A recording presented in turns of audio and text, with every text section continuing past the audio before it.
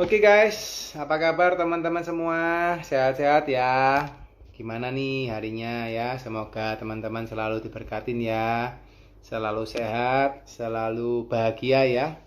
Dan juga apapun yang teman-teman lagi perjuangkan sekarang dapat diberikan kemudahan ya. Oke guys, hari ini saya seperti biasa ya di acara The Ngobis ya teman-teman. The Consulting Ngobrol Bisnis ya, yang kita lakukan setiap Selasa ya, setiap Selasa jam 8 malam ya. Kita akan ngobrol dengan narasumber-narasumber hebat luar biasa guys, yang dimana kita akan ngobrolin soal sharing pengalaman narasumber ya terkait dengan bisnisnya, bagaimana mereka mengembangkan usahanya gitu ya. Dan hari ini topik yang akan kita usung adalah bagaimana bisnis bisa bertahan lama dan terus berkembang. Bersama narasumber kita hari ini adalah Pak Calvin Lim ya, Direktur dari PT Transportasindo Agung Sejahtera ya. Sebetulnya saya sudah sempat follow ya Pak Calvin Lim cukup lama, bahkan saya sempat satu grup juga dengan beliau di satu ini ya, grup WA ya. Tapi ini kali pertama saya bertemu dengan beliau dan senang sekali ya karena hari ini saya akan banyak berbicara atau banyak bertanya ya dengan Pak Calvin Lim ya. Anyway, buat teman-teman juga ya yang yang pengen belajar soal bisnis ya, ikutin juga kita punya webinar ya. Ingat saya tanggal 28 besok ya, 28 Juli ya guys, 28 Juli berarti minggu depan guys.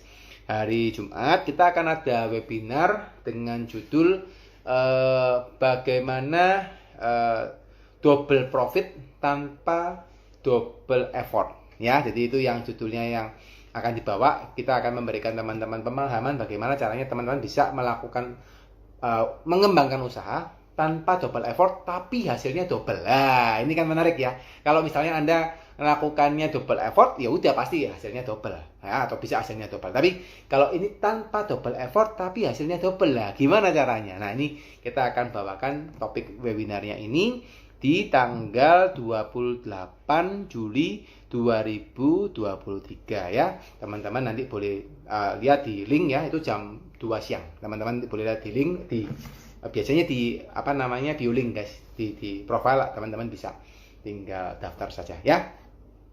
Oke, sebentar saya akan undang Pak ini ya, Pak Calvin.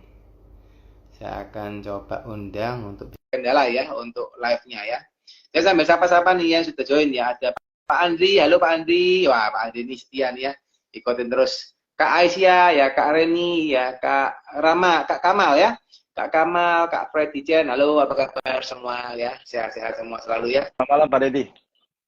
Selamat malam Pak Calvin. Ya, apa kabar Pak? Ya, salam kenal Pak. Ya, Pak Calvin, rasanya gambar di saya kok muter-muter ya Pak ya? Pak Calvin, gambar saya jelas ya Pak ya, gambar saya ya? Gambarnya oke, bagus. Sinyal oke. Oke, cuma di tempat saya kok gambarnya ini ya Pak Calvin kayak nge-freeze gitu. Sebentar Pak, Sebentar.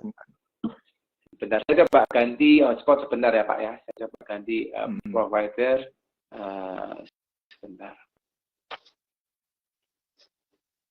Iya, di tempat saya juga jual suaranya jeda nih. Oke. Nah, ini mulai kelihatan Pak. Sip. Nah, ini. Oke. Nah, ini gambarnya goyang Pak. Tadi soalnya gambarnya Pak Calvin kayak loading gitu. Oh, ya. Hai Pak Calvin. Salam kenal ya. Pak. Ya, salam Baru kenal. ketemu di di sini ya Pak ya. Iya. Juga beberapa kali ini ya, ada lihat Instagramnya Pak Dedi, ini iklannya kencang nih. Muncul terus di Instagram saya. Iya Pak ya. Iklannya kencang Pak ya. Ternyata kita pernah segrup Pak, ternyata Pak. Saya ternyata pernah simpen nomornya Pak Calvin dulu di FBI ternyata. Oh, FBI ya, Pak Gendro ya. Ya. Saya lihat waktu tadi saya Bapak masuk di grup, terus saya lihat, ternyata saya sudah pernah ada nomornya Bapak. Gitu. Ya, oke. Dan saya sudah follow Bapak sudah lama Pak, sudah sering ngeliatin Instagramnya Bapak juga. Sering sama Pak Andri kan juga kadang-kadang bertemu sama Pak Andri ini ya, Pak Solo ya, Pak Andri Games. Iya, Pak Andri ini guru saya juga ini. Ini rajanya dia hobi belajar nih. Kita sering ketemu di mana-mana kalau belajar nih. Ya.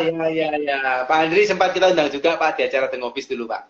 Sempat kita juga undang. Kebetulan beliau juga ini Rasanya setiap workshop rasanya ketemu Pak Andri. Iya, betul, betul. Sama, saya juga ketemu Iya, terus iya. ini. Kalau seminar apa aja ketemu Pak Andri terus ini. Gitu ya. Teman Iya, seminar nih Pak ya.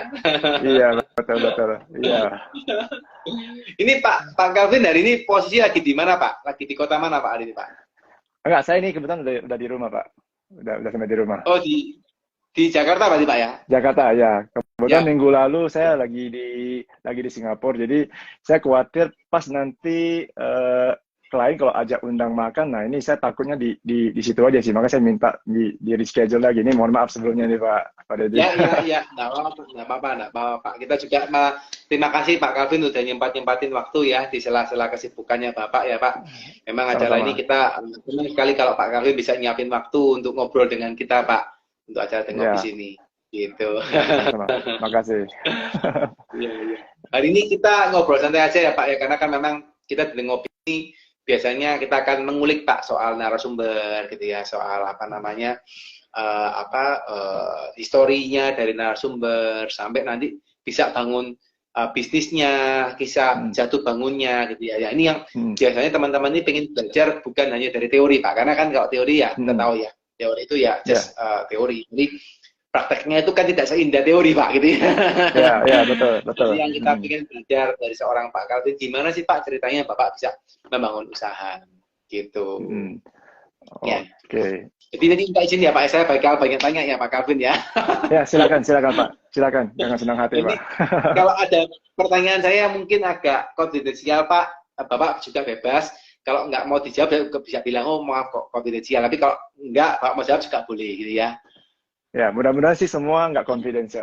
Siap, Ya. siap Pak, siap. Oke. Ya, karena biasa jadi moderator Pak. Takutnya sering tanya, kita takutnya pas konfidensial jangan sampai gitu ya. Ya, oke lah, harusnya sih enggak. Siap. Oke Pak, kita mulai ya Pak Calvin ya. Oke, siap. Oke.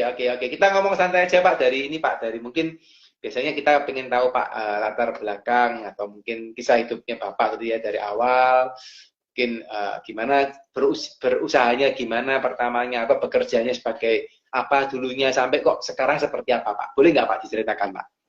Oke, ya ini perkenalkan ya, nama saya Calvin Lim. Saya asli Medan.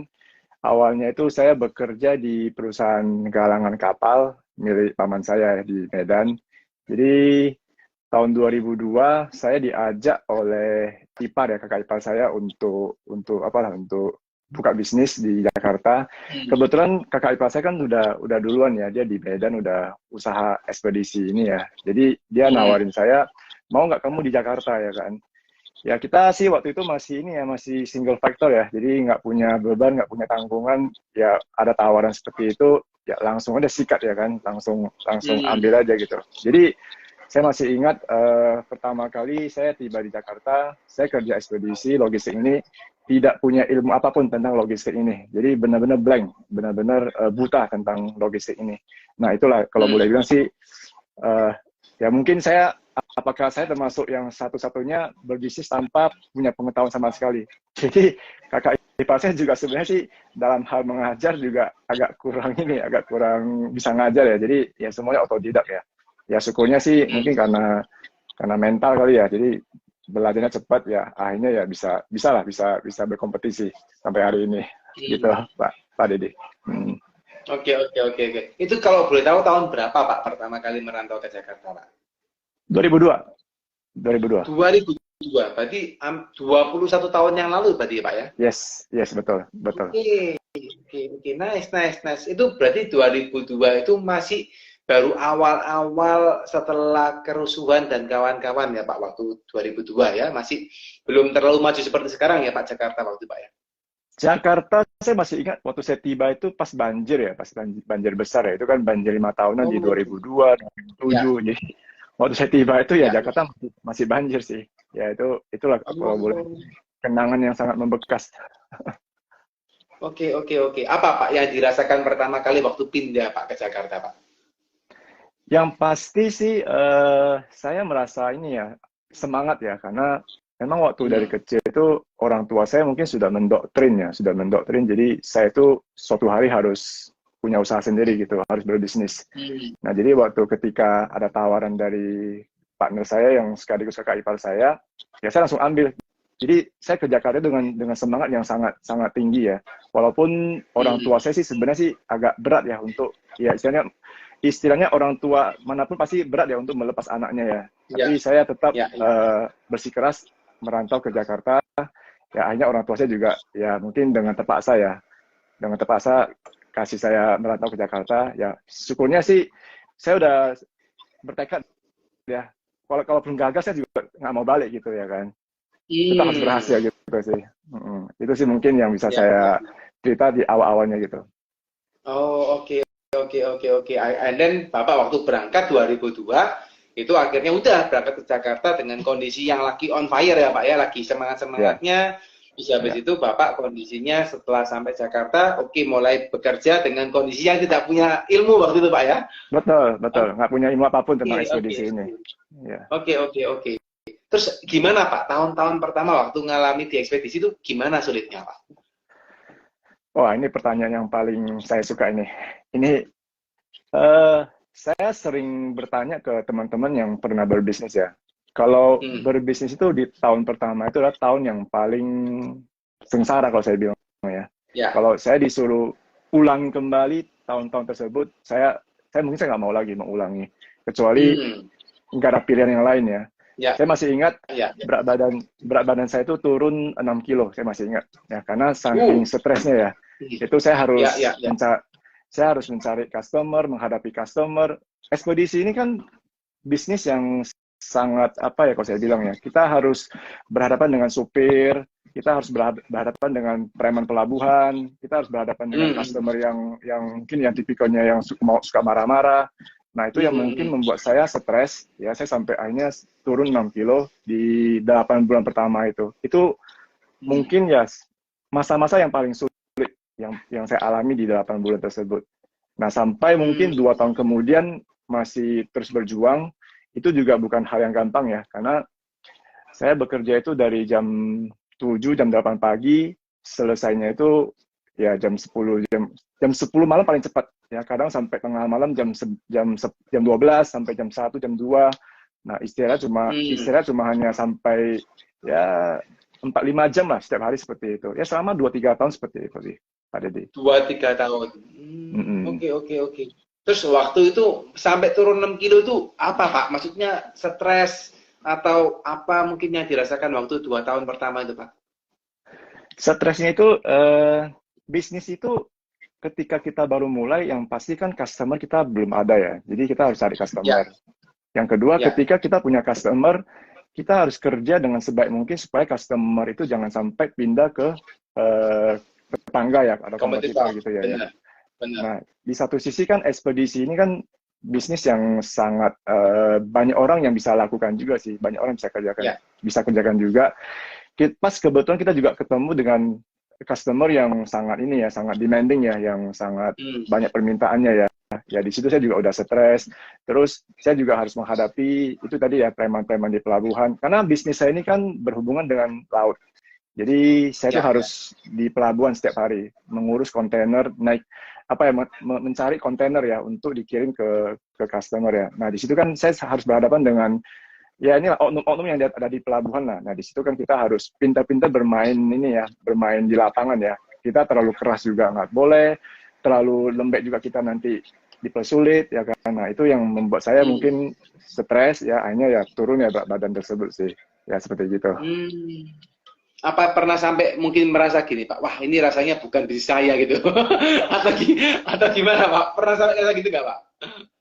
Pernah. Sempat saya berpikiran, wah ini kayaknya saya mungkin kalau sampai bertahun-tahun seperti begini mungkin saya nggak sanggup ini. Itu sempat kepikiran. Tapi ya kembali lagi ya, waktu saya berangkat dari Medan, mentalnya kan sudah fix ya. Apalagi di Medan saya kan di banyak teman-teman saudara yang pada ngebully gitu ya, ngebully dan arti kata kamu masih muda ya kan, mana mungkin ada orang yang mempercayai barangnya kirim kepada seorang anak muda yang nggak ngerti apa-apa gitu kan. Nah justru omongan-omongan seperti gini yang kadang-kadang membuat saya makin bertahan gitu kan. Jadi ketika saya hampir menyerah, ya udah hampir menyerah nih ya, saya kepikiran lagi nih, kalau saya pulang, ya nanti teman-teman yang dulu pernah bully saya ini, mereka makin ini dong ya. Jadi terbukti Makin apa happy Pak apa ya. omongan, makin happy. Jadi saya nggak mau sampai itu terjadi sih. Jadi itu saya terus Hmm. bertahan.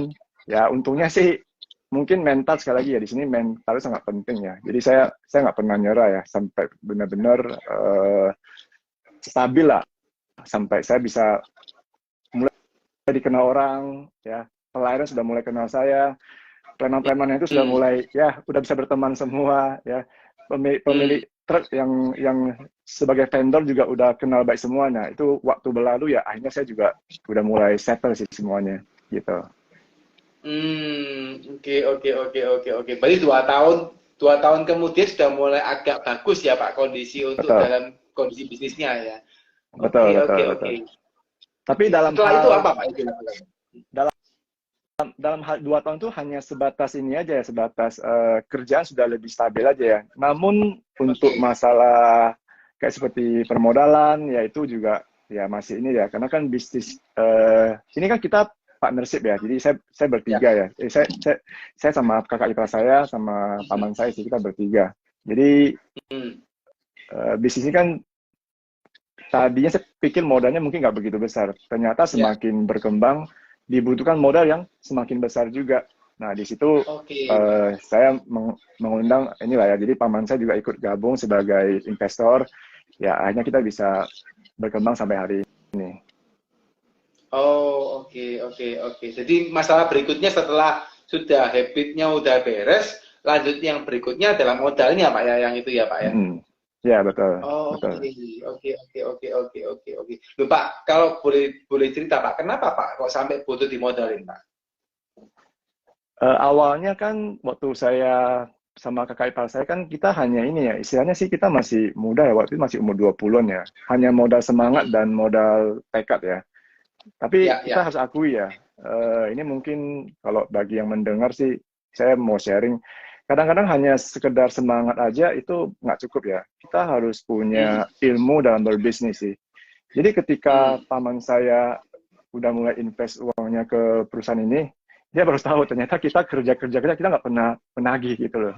Kita Hmm. kita ada kerja tapi Oh, tidak pernah nagih, makanya kita selalu kekurangan cash flow oke. ya kan. Nah itu yang sangat Hmm. berbahaya. Jadi setelah itu kita udah mulai membenak administrasinya, ya sudah mulai rapi, ya akhirnya kita bisa bisa ini kita bisa bekerja yang lebih banyak lagi gitu. Oke, oke, oke, oke, oke. Jadi masalahnya waktu itu kelupaan ya Pak ya. Salesnya terus jor-joran gitu ya. Operasionalnya Ya, bagus, nagihnya kurang gitu Pak ya.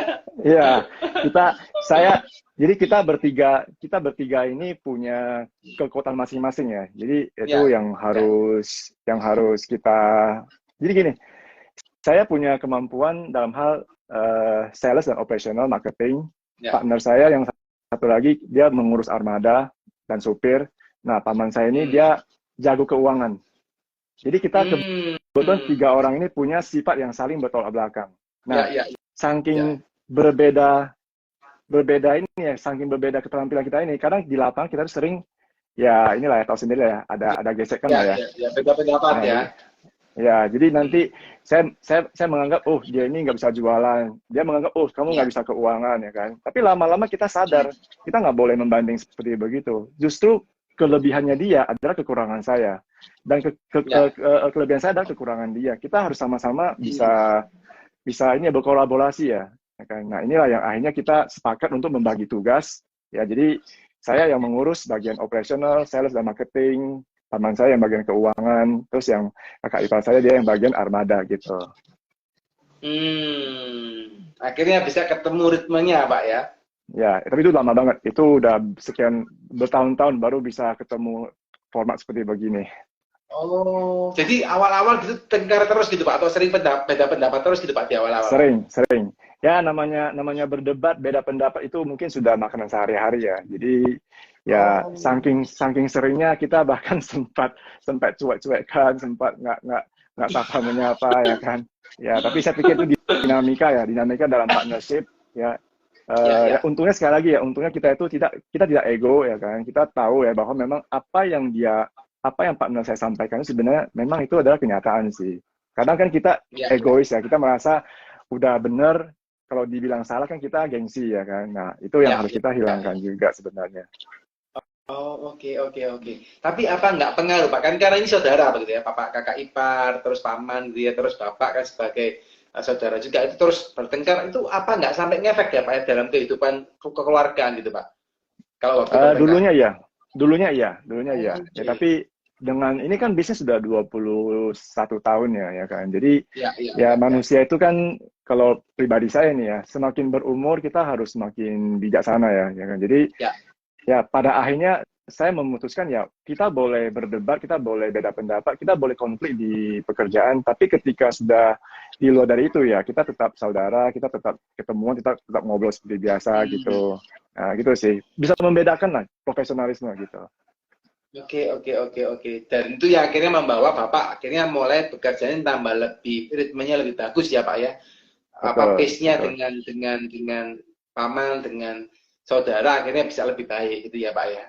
Betul, betul. Oke. Karena kalau Oke. karena kalau kita karena kalau gini ya, misalnya kita partnership tapi dalam keadaan saling tidak suka ya atau mungkin kita Ya, punya perasaan sudah nggak senang lagi sama si A si B gitu ya. Itu saya ya. berani jamin ya, itu bisnis sudah pasti tidak bisa berkembang lagi. Karena Hmm. saya pernah melihat ya teman kebetulan temannya, dia juga lagi Ya, konflik dengan saudaranya. Ketika ada ya. peluang datang, teman saya ini dia nggak mau ambil peluang tersebut. Dia bilang, ah ngapain lah, toh saya juga sama saudaranya juga udah nggak bisa akur ya kan. Nah, jadi dia melepas peluang Hmm. tersebut. Nah, di situ saya belajar bahwa dalam partnership itu kita gimana pun harus kompak. Kalau kita udah nggak kompak, Hmm. nanti hal-hal kecil aja pun itu jadi masalah besar. Nah, tapi Ya. kalau kita kompak itu nanti masalah besar bisa jadi masalah kecil. Kalau tidak kompak, masalah Hmm. kecil jadi masalah besar. Itu pengalaman saya sih. Hmm. Ya. Benar. Itu ya memang harusnya sama-sama ngerti ya Pak ya, sama-sama apa namanya egonya ditekan gitu ya Pak ya. Ya, ya betul. Tapi butuh waktu Oke. sih Pak Dedi, itu Pak, butuh waktu. Hmm. oke. Pak pengen dengar cerita Pak. Pernah nggak Pak? Ini kalau kalau memang ini pernah jangan siapa Pak ya, tapi saya pengen tahu aja gitu ya. Pernah nggak Pak suatu waktu itu misal gitu ya, ternyata kita pas bertengkar bertiga gitu ya. Terus bener-bener nih Pak, nggak ada yang mau ngalah. Terutama yang tua kan, biasanya yang tua kan nggak mau ngalah. Biasanya Pak ya, nggak mau ngalah. Terus Bapak sebagai pribadi, apa Pak yang dilakukan? Kalau seandainya itu pernah Pak? Nah, ini mungkin tips saya juga ini ya, kalau bisnis yang Ya, untuk partnership ya. ya. Kalau bisa sih partnership itu cari yang ganjil, jangan cari genap. Oh, Artinya harus cari gini, yang ganjil kalau ya Pak ya? kalau partnernya hanya 2 orang, kalau dua-duanya udah sama-sama keras kepala ya, siapa yang jadi Ya, penengah?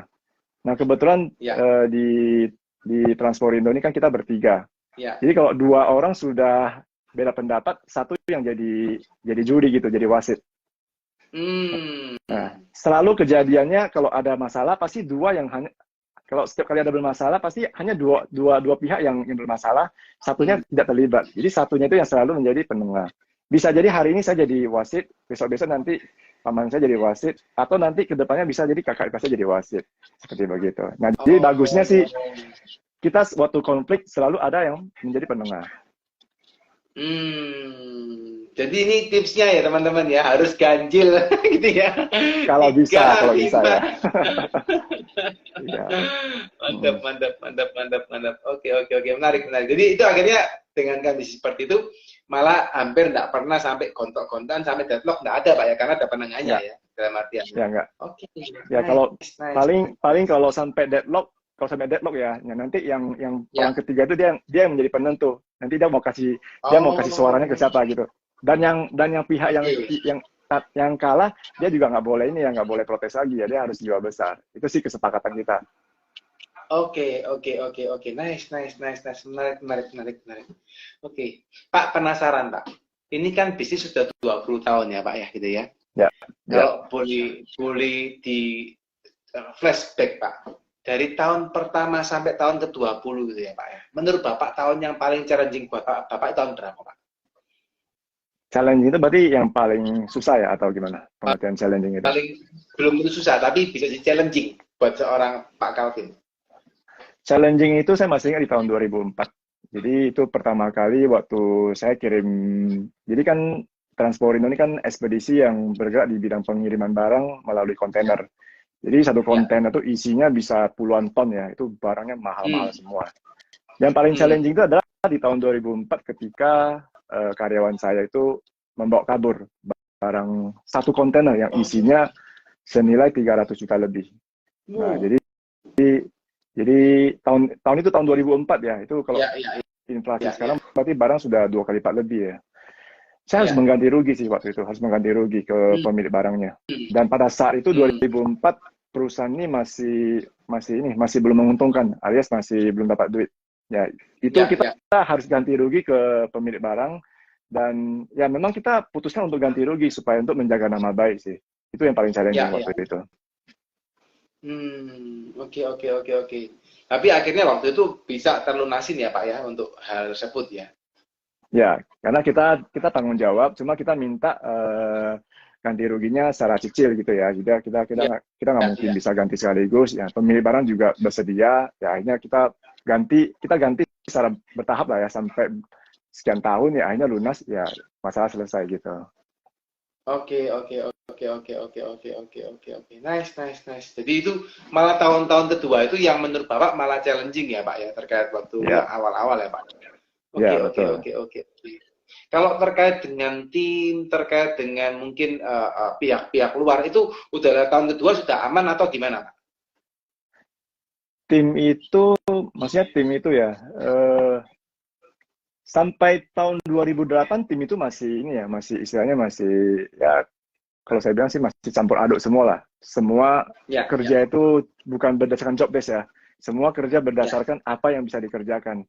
Saya juga masih ingat Hmm. saya seperti ini ya, saya seperti kungfu master gitu ya, apapun dikerjakan ya. Kufu master Pak Jualan ya. jualan iya ya kan, keuangan juga iya, operasi juga iya ya kan, Ya, ya. apapun semua cari karyawan juga saya ya kan. Nah, itu saya Hmm. lakuin sendiri. Nah, sampai 2008 nah itu baru waktu saya udah mulai banyak seminar ya, ikut coaching segala macam, nah itu udah pelan-pelan udah mulai tersistem pekerjaan tersebut. Akhirnya mulai didelegasikan ke tim ya Pak waktu itu Pak ya. Ya, betul. Oke, oke, oke, oke, oke, oke. Dan anyway waktu itu 2008 waktu didelegasikan ke tim itu apa langsung mulus gitu Pak atau gimana kira-kira prosesnya waktu itu Pak? Namanya sebuah perubahan pasti nggak mungkin mulus ya. Itu Hmm, pasti ada challenging juga ya. Nah, cuma ya, saya selalu ingat kalau perusahaan itu yang paling penting adalah leadership ya. Kalau ya. leadershipnya bagus, harusnya bawahnya semua mengikuti sih, ya kan. Nah, di situ Hmm, ketika kita udah mulai merapikan administrasi, kita sudah mulai beres-beresin sistem, ya kalau ada pasti ada beberapa karyawan yang tidak bisa ikut, ya itu memang ya. pasti ada yang keluar sih. Nah, itu kita Hmm, siap ya, kita mau tak mau kita harus lepas. Karena memang sudah tidak sejalan lagi. Istilahnya kalau pemimpin perusahaan seperti pemimpin perusahaan kan seperti supir dalam sebuah bus ya kan. Nah, ya, karyawan itu kan ya. seperti penumpang. Kalau penumpangnya itu ikut supirnya tapi tujuannya berbeda, nah pasti di perjalanan pasti akan ribut terus. Jadi daripada Hmm, nanti penumpangnya ribut terus ya lebih baik supirnya menurunkan aja penumpang tersebut atau penumpangnya yang hmm, turun sendiri. Jadi kita sama-sama bergerak ke tujuan yang sama. Seperti gitu. hmm. Oke, oke, oke, oke, oke. Kalau boleh tahu Pak, sampai saat ini total karyawan PT Transport itu sekarang sudah berapa banyak Pak? Per ini ya per Juli kemarin sekitar 450 orang. Wow, 450 orang ya Pak. Dan ini kan hubungan dengan driver, hubungan dengan angkutan gitu ya kan. Ini bukan hal yang gampang ya Pak ya. Boleh boleh kasih tips nggak Pak? 400 itu 450 belum termasuk driver. Belum Driver itu termasuk kan driver Pak ya. ya itu karyawan kantor ya dan lapangan ya. Kalau driver itu kan armada armada tracking kita sekitar 195 unit. Ya, berarti Wow. ada 195 supir lagi yang ditambah dengan 400 karyawan tersebut. Wow, itu karakternya udah beda-beda Pak ya. Ada Ya, yang orang admin, ada yang orang lapangan gitu ya. Ada yang orang ya, nggak bisa ngomongnya pelan, harusnya ada yang ngomong pelan gitu ya Pak ya. Itu boleh kasih tips nggak Pak buat teman-teman Pak? Kan masalah leadership ini kan bukan hal yang gampang ya Pak buat sebagian orang ya Pak. Mm. Kira-kira kalau Pak Calvin menyikapi hal itu seperti apa Pak? Maksudnya gimana pertanyaannya, Pak? Untuk terkait dengan building tim, untuk membuat tim dari yang dulu karyawan masih 2004, 2002 itu kan masih baru sedikit ya Pak. Sekarang udah 500 lebih. Ini kan satu hal yang akan challenging lagi gitu ya. Itu apa Pak teknik yang dilakukan? Sebenarnya sih penambahan karyawan itu kan bukan langsung sekaligus tambah 100-200 orang ya. Itu kan prosesnya kan dari waktu ke waktu, tahun ke tahun. Jadi ya mungkin 1 bulan tambah 4 orang, nanti bulan depan tambah lagi 3 orang. Jadi ya saya pikir ini secara alami aja begitu ya kan. Kecuali hari ini saya punya karyawan 100, bulan depan tiba-tiba tambah 100 orang. Nah itu pasti kaget ya. Jadi dalam waktu sekian tahun penambahnya ya secara organik, saya pikir itu biasa sih. Dan kebetulan juga memang saya kan juga banyak belajar, ikut seminar ya. Jadi cara merekrut karyawan juga dari awal sudah kita laksanakan ya. Bagaimana mendapat karyawan yang benar dari awal juga itu ada tekniknya juga. Jadi turnovernya itu nggak sampai buat kita pusing ya. Kecuali sales itu memang turnover paling tinggi. Nah untuk admin, accounting, ya yang lain-lain sih itu bagus ya. Ketika mereka masuk ya keluarnya udah susah gitu. Mereka udah lebih loyal gitu ya Pak. Kalau masuk udah jarang keluar gitu ya. Ini yang non sales ya, non sales non marketing. Kalau sales marketing banyak, turnovernya tinggi banget. Oh oke. Gitu kalau sampai sekarang Pak Calvin masih terlibat nggak Pak untuk memilih karyawan? Hari ini sudah tidak lagi, karena sama sekali Pak ya. Saya hari ini hanya lebih ke ini ya, ke policy maker ya, terus menentukan arah kebijakan, membuat strategi, ya target segala macam, yaitu selebihnya itu sudah masing-masing GM saya yang bergerak ya, karena kan hari ini kan saya punya ada 6 cabang ya, ada di Medan, Jakarta, Surabaya, Makassar, Bitung, Semarang. Jadi masing-masing cabangnya ada GM-nya, ada general manager-nya. Nah, mereka yang sebagai garis depan lah ya untuk bisnis ini, gitu. Jadi yang banyak membuat keputusan secara regional itu mereka masing-masing ya Pak yang lakukan gitu ya. Termasuk untuk perekrutan mungkin juga mereka Pak ya tadi ya. Tetap sebelum mereka merumuskan kebijakan itu kan kita berunding dulu ya, kita meeting dulu ya kan. Kayak contoh misalnya di akhir tahun kita sudah mulai menentukan tahun depannya mau seperti apa, targetnya seperti apa. Nah itu sudah kita mulai tentukan. Nah nanti eksekusinya mereka yang menjalankan semua gitu. Oke. Jadi udah hitungannya mereka yang tahu apa yang Pak Calvin mau itu kan Pak ya. Apa goal perusahaannya sudah jelas gitu Pak ya. Ya betul, seperti begitu. Ya. Pak, boleh dipetakan enggak Pak? Maksudnya gini. Ada skalanya waktu Pak cerita nanti kan dari awal 2002 Bapak mulai kerja itu kan Bapak seperti super team gitu ya Pak, atau Superman gitu ya Pak, bukan super team, Superman ya Pak ya. Superman saya kan semuanya pilihan gitu ya. Terus sampai tahun keberapa 2008 Bapak mulai cari tim gitu ya, akhirnya mulai ada tim yang membantu Bapak. Tentunya kan itu proses yang akan dilakukan sampai akhirnya Bapak mulai mendelegasikan tugas gitu ya.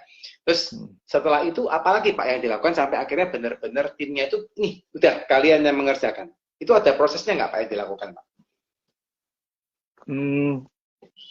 Saya masih ingat waktu jadi 2004 itu saya udah mulai ikut seminar ya. Saya masih ingat seminar pertama yang saya ikut itu seminarnya ada Pak Tung, ada Pak James Kui, terus ada ini seminar-seminar akbar itu ya. Nah di situ saya mulai seneng ya ikut seminar, belajar ya kan. Nah dari belajar tersebut saya banyak dapat masukan-masukan, dapat ilmu-ilmu baru. Nah itu semua yang saya praktekkan ya. Kemudian di tahun 2008 saya ada ikut coaching gitu ya, Nah di situ yang saya benar-benar dapat banyak mindset baru ya, banyak pola pikir baru. Jadi cara membuat bisnis ini lebih berkembang lagi ya dengan tim yang lebih bagus. Nah, jadi di tahun 2008 itu sampai hari ini ya ilmu itu terus saya kembangkan. Jadi walaupun saya udah nggak ini ya, udah nggak begitu aktif di perusahaan ini ya, namun saya tetap monitor, mengawasin ya dengan teknik-teknik yang saya pelajari di tahun 2008 tersebut. Seperti gitu. Jadi tahun 2008 itu sejak Bapak mulai memutuskan mencari tim itu sudah istilahnya Bapak sudah ada business coach yang memang membantu ya Pak untuk mengarahkan lah ya. Akhirnya belajar terus menerus dan itu berproses sampai sekarang gitu ya Pak. Betul. Oke. Nice. Jadi ini satu benar-benar pertumbuhan yang organik ya Pak Calvin ya. Dan ini memang sudah teruji waktu gitu ya selama 2 dekade ya Pak ya. Luar biasa. 21 tahun. Waktu saya mulai baru umur 23. Sekarang saya udah umur 44. Ya. Nice. Keren Pak. Maksudnya bukan hal yang mudah gitu ya untuk sampai ke posisi sekarang ya Pak ya, untuk mengembangkan usaha seperti sekarang ya. Nah, Pak, kalau boleh disimpulkan gitu ya Pak, maksudnya selama Bapak bisa bertahan 20 tahun, apa sih Pak faktor-faktor yang benar-benar membuat Bapak ini usahanya bisa bertahan sampai sekarang Pak? Saya sih kalau ngomong tips ya, itu mungkin ada beberapa ya. Tapi yang paling penting nomor satu mungkin saya bilang karakter dulu sih ya, karakter. Karena sampai hari ini mungkin saya terus menjaga nama baik ya, dari pribadi saya sendiri ya, maupun di perusahaan saya ya kan. Contohnya kalau dalam berbisnis ya kita kalau hutang ya harus bayar ya kan. Ketika kita berdagang sama siapapun ya jangan membuat orang lain rugi ya, kita berbisnis harus sama-sama menguntungkan. Nah, dengan karakter seperti begitu, jadi siapapun yang berhubungan bisnis dengan kita, mereka merasa nyaman. Nah, itu kalau karakter kita bagus ya siapapun akan nyaman berbisnis dengan kita. Nah, kalau yang kedua sih mungkin saya pikir ini ya strategi atau nilai tambah sih. Jadi kayak contoh hari ini misalnya di kompetitor kita ya kan, kasih harga murah. Nah, customer kita lapor nih ya, tetanggamu itu ada kasih harga lebih murah nih ya kan. Nah, itu bagaimana kita menghadapi situasi tersebut. Apakah kita ikut perang harga, atau kita kasih jurus yang lain tanpa harus banting harga. Intinya sih, dalam berbisnis saya selalu harus punya nilai tambah yang kompetitor lain tidak ada. Nah, seperti itu sih ya kan. Nah, terus kemudian kalau berbisnis itu, ya ini kebetulan juga ya, kalau saya bilang kan ekspedisi ini kan bisnis yang siapapun orang pakai. Saya nggak tahu ceritanya, kalau misalnya 20 tahun yang lalu saya bergabung di bisnis teknologi, saya nggak tahu apakah hari ini masih ada atau tidak. Karena teknologi kan cepat ini ya. Nah, bisnis angkutan ini kan kayaknya sepertinya dia akan selamanya ya, karena setiap orang pun akan membutuhkan jasa pengiriman. Nah, ini yang saya syukurin sih hal tersebut. Nah, yang kemudian kalau tips yang lain sih terus belajar ya. Mungkin Pak Dedi lihat di belakang saya bukan ini baca buku ya kan. Ya saya kebetulan hobi belajar. Ya sebulan target harus baca 4 buku, ikut seminar, dengar podcast. Ya itu tujuannya supaya saya punya mindset yang ini ya, punya mindset yang baru atau ilmu-ilmu baru yang bisa saya praktekkan ke bisnis. Karena kebetulan memang ada orang tidak punya bisnis, tapi dia punya ilmu berbisnis. Nah, itu kan tidak bisa diaplikasikan. Saya punya ilmu berbisnis dan saya punya bisnis. Nah, ini bisa diaplikasikan seperti begitu. Nah, mungkin kalau tips yang lain lagi sih, saya nggak tahu ya ini apakah masuk akal atau tidak. Dan tips yang lain saya selalu mencari kompetitor yang jauh lebih kuat daripada perusahaan saya. Oke. Tujuannya supaya saya mencari kompetitor yang lebih kuat gitu Pak ya? Ya, tujuannya supaya saya ingin tahu apa keunggulan mereka. Karena kalau mereka punya keunggulan, berarti ada peluang customer saya bisa direbut atau diambil oleh kompetitor yang tersebut. Nah, itu yang harus saya antisipasi. Itu kalau boleh diwujudkan dengan contoh konkretnya seperti apa, Pak? Contoh gini ya, waktu 4-5 tahun yang lalu ketika teknologi lagi gencar-gencarnya ya. Saya masih ingat waktu itu Bluebird sampai merah rapor keuangannya ya. Karena dihajar oleh oleh Gojek, Grab ya kan. Nah, di situ Ya. saya sudah mulai mengantisipasi. Kira-kira kalau kompetitor saya ada yang seperti begini, nah apa yang harus saya lakukan? Nah, di situ saya udah mulai masuk ke dunia online, ya, dunia digital marketing. Nah, saya antisipasi dulu gitu, jangan sampai Hmm. terlambat nanti ini ya ada kompetitor yang udah duluan, saya terlambat ya kalah gitu sih. Itu contohnya sih Pak Deddy. Hmm. Jadi Bapak ngeliatin kompetitornya Bapak ngapain gitu ya Pak ya. Terus Bapak, Ya, oke, saya lakukan nih misalnya gitu ya. Mereka lakukan A, dan Bapak juga lakukan misalnya yang A plus gitu ya Pak ya. ya, saya mengikuti, bahkan saya harus menambahkan juga ya supaya ya itu kembali lagi ke nilai tambah. Jangan sampai di perusahaan saya itu nggak punya nilai tambah, malah nilai tambah itu dimiliki oleh kompetitor saya. Itu jangan sampai terjadi. Oke. Nice, nice, nice, nice, nice. Ini memang satu hal yang wajib dilakukan terus-menerus ya Pak ya. Belajar, Ya, mengamati kompetitor ini ya. Dan mm, ini yang memang teman-teman juga semua harus perlu perhatikan gitu ya, bahwa jadi seorang pengusaha ini waktu tambah tahun gitu ya, tambah banyak kompetitor gitu ya. Nggak boleh ya berhenti betul, belajar, harus terus belajar. Oke, oke, betul, oke, oke. betul. Oke. Nice, nice, nice, nice. Jadi memang satu faktor yang wajib ya Pak ya untuk dilakukan ya Pak, belajar dan compete dengan kompetitor gitu ya. Ya betul. Oke, oke, Mm. oke, oke, oke. Nah, Pak, kalau misalnya ini Pak, boleh di flashback gitu ya Pak ke belakang gitu ya.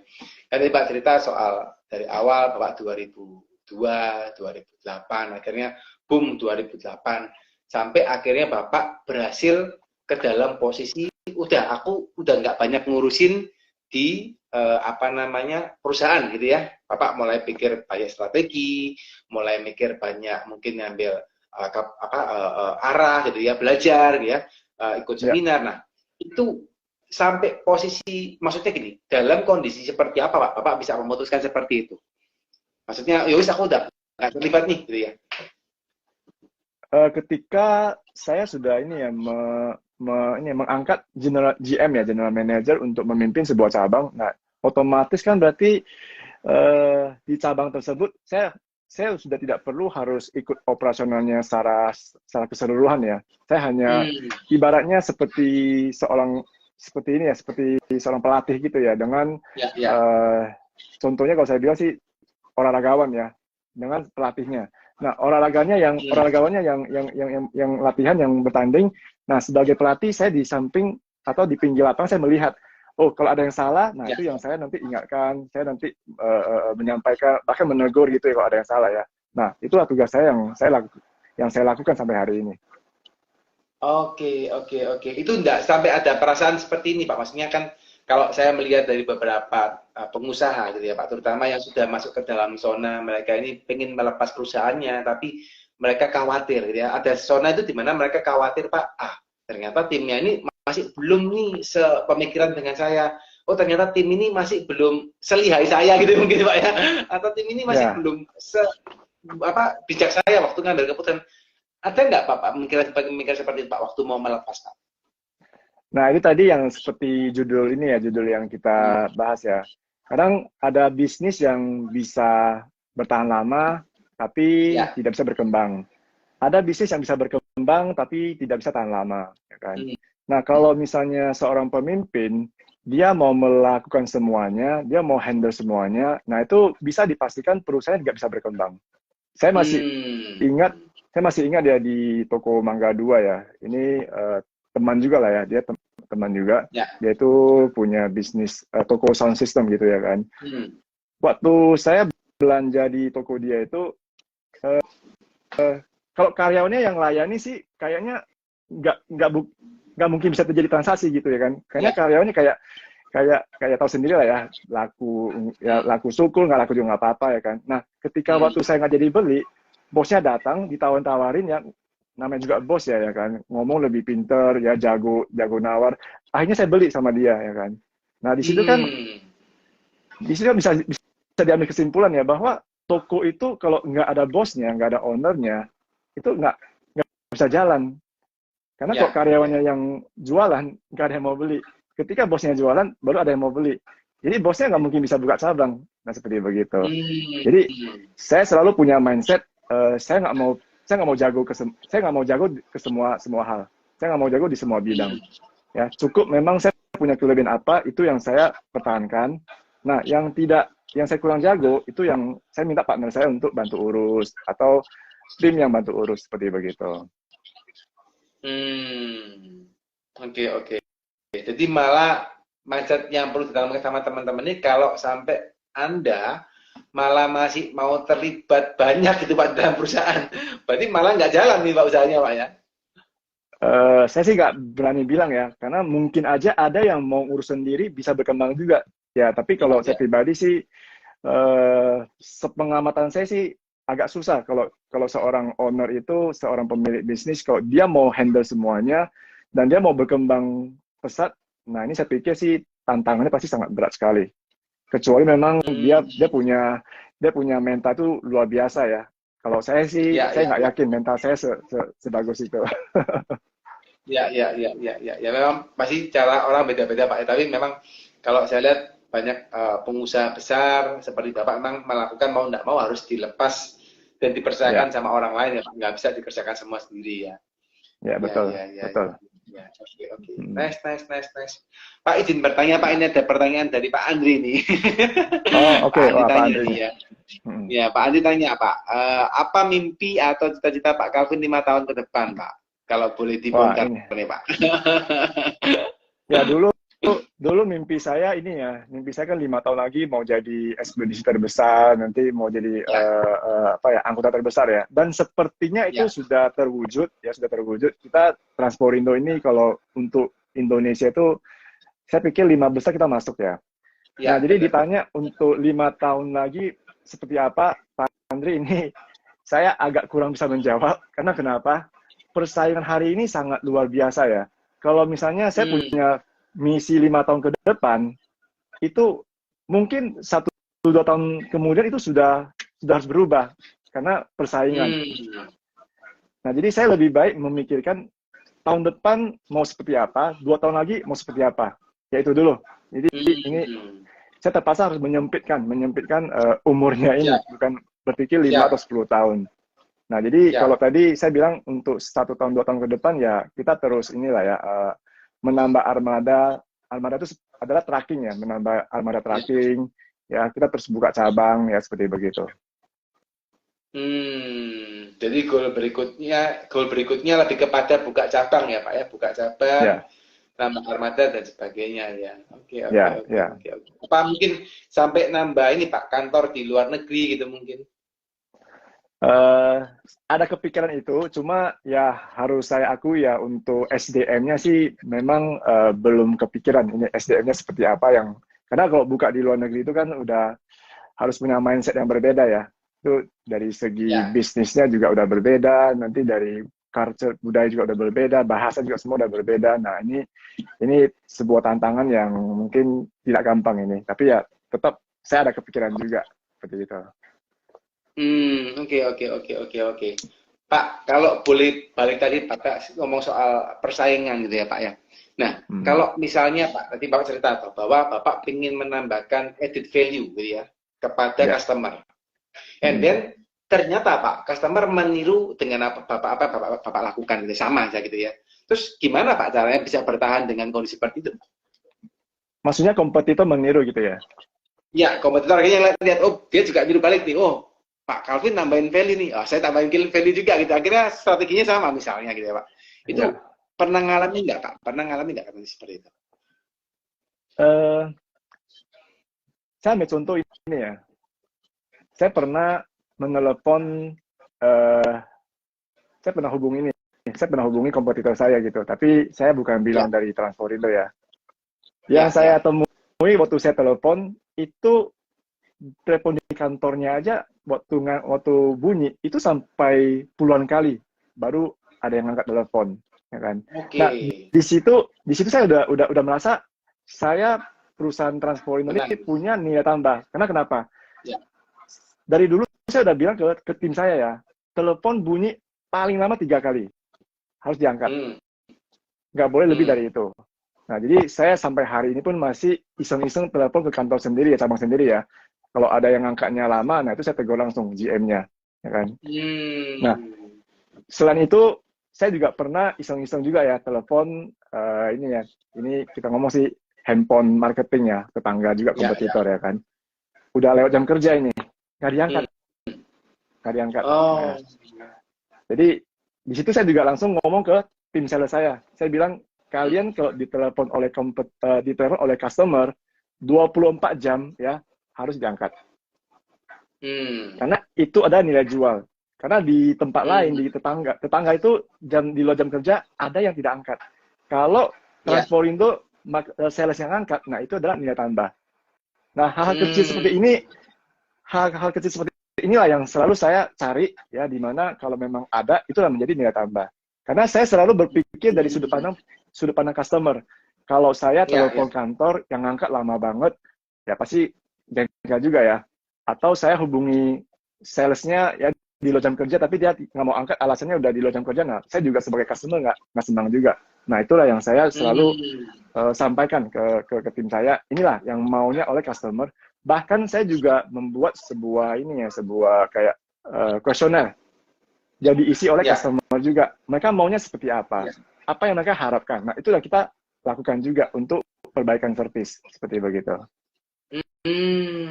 Oke, oke, oke, oke, oke. Jadi akhirnya yang lain berhenti untuk berubah, Bapak terus berubah ya, Pak ya, dengan kondisi itu ya, Pak ya. Ya, saya yang paling penting adalah begini ya. Saya selalu melihat dari sudut pandang customer. Ketika Ya, mereka ya. ketika seorang customer berhadapan dengan tim Transporindo, apa yang Hmm. mereka rasakan. Nah, jadi saya Hmm. ya contohnya aja, ya, saya sering misalnya menyamar gitu ya, menyamar sebagai Hmm. customer ya. Saya telepon. Nah, saya mendengar juga kira-kira waktu cara ngomong mereka seperti apa, apakah ramah atau gimana. Nah, itu yang saya juga cek ya kan. Kalau memang menurut saya ini suaranya nggak ramah, nah ini saya langsung minta perbaikan ya seperti begitu. Hmm. Oke, oke, oke. Bapak cek sendiri ya, Pak ya, untuk menelpon Ya, customer service apa marketingnya Bapak, Pak ya. betul. Oke, Kadang minggu juga saya sering telepon dengan nomor tak dikenal ya. Cuma pengen tahu ya, aja sih mereka angkat atau tidak gitu, ya, ya, ya. ya kan. Hmm.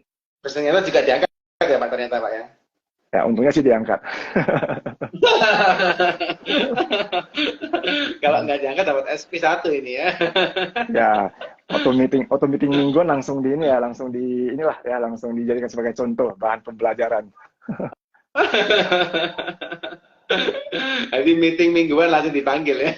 Iya, ya benar, meeting mingguan pasti dipanggil, pasti Langsung dipanggil. dipanggil ya. Oke, oke, oke. Iya, Jadi Bapak sampai sampai sampai hari ini pun masih terlibat meeting mingguan ya, Pak, sampai sampai hari ini, Pak eh ya. tadinya iya meeting mingguan, sekarang saya udah ke meeting bulanan sih. Oke, jadi mingguan biar tim yang lakukan GM, Bapak udah nggak, Ya, anu Bapak ke bulanan sekarang ya. betul, betul, Oke, oke, betul. oke, oke, oke, oke. Nice, nice. Ini Mm. banyak insight-insight yang menarik ya, guys ya. Kalau teman-teman perhatikan ya. Jadi kayak teman-teman, memang yang saya belajar ya, seorang pengusaha yang sukses itu memang seperti yang Pak Calvin lakukan, gitu ya. Bahwa tidak bisa hanya berhenti. Ya udah, saya udah bagus berhenti ya, tapi terus berubah ya, mencari lagi apa yang baik, mencari lagi apa yang baru, dan kayak tadi ya, telepon 24 jam harus diangkat, testing Ya, sendiri untuk di telepon dan sebagainya. Nah, ini yang memang luar biasa. Dan teman-teman kalau tadi belum sempat atau mungkin teman-teman barusan join ya, teman-teman coba ulangin lagi ya.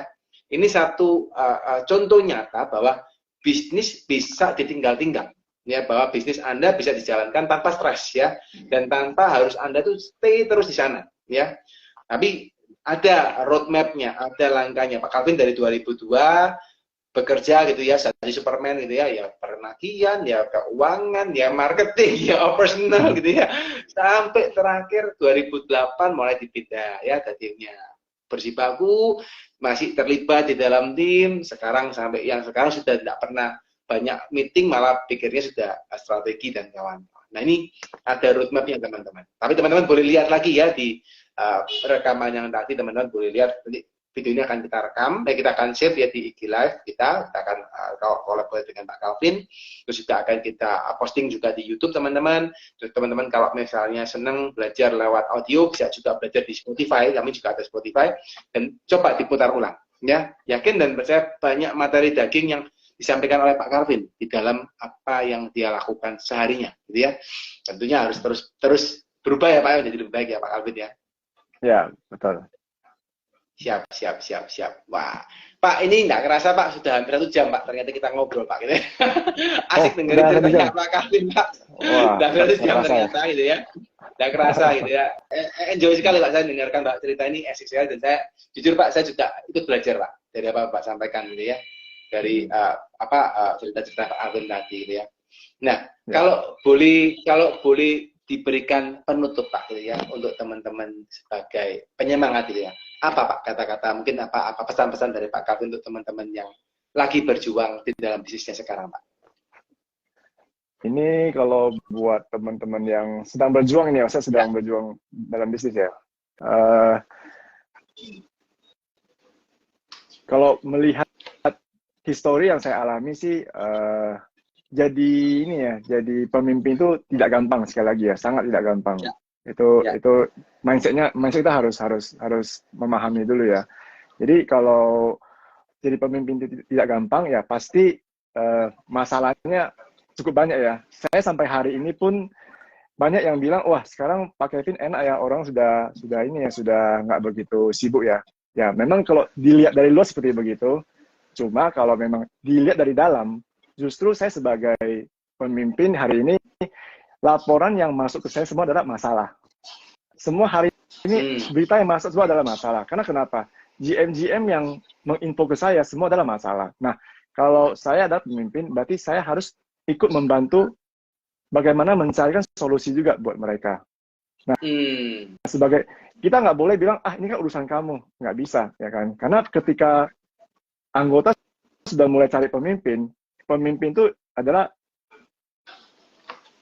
boleh bilang adalah tempat yang terakhir ya, mereka itu mencari sebuah solusi. Kalau kita tidak memberikan mereka solusi, ya mereka pasti akan nanti mencari solusi yang salah, nah nanti itu malah berakibat fatal ke perusahaan juga. Jadi saya hanya bisa bilang, jangan cepat menyerah aja sih kalau ada masalah, ya kan, karena pasti sampai ada waktunya, ya itu ya kalau belajar dari pengalaman saya sih, butuh waktu lah ya, mungkin 2 tahun sampai masalah itu bisa tersettle sih. Nah, masalahnya bisa bertahan nggak sampai selama itu. Ya. Nice Pak, nice ya. Jadi pemimpin itu tidak gampang ya Pak ya, teman-teman ya. Jadi teman-teman sudah harus tahu bahwa Anda sebagai pengusaha itu sebuah gift ya. Dan Anda sebagai seorang pengusaha bukan hanya pengusaha, tapi juga seorang pemimpin ya, pemimpin dari karyawan-karyawan Anda. Dan itu memang sebuah responsibility ya Pak Calvin ya.